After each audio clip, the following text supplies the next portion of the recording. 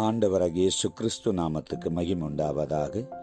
இந்த கால வேளையில் இந்த வார்த்தை கேட்கிற யாவருக்கும் ஆண்டவராகிய இயேசுவின் நாமத்தினாலே சமாதானமும் சந்தோஷமும் உண்டாவதாக. இன்று வார்த்தை சங்கீதம் 121 அதிகாரம் வசனம் 8. உன் போக்கையும் உன் வரத்தையும் இன்று முதல் கர்த்தர் என்றென்றைக்கும் உன்னை காப்பார்.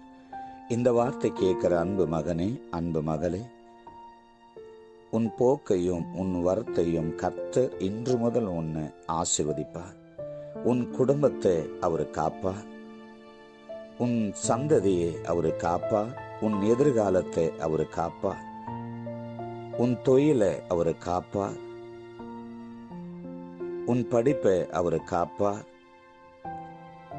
உன் குடும்பத்தையும் உன்னையும் உன் வாழ்க்கையை அவர் சிறுகினால மறைத்து உன்னை அவர் இன்று முதல் பாதுகாப்பார்.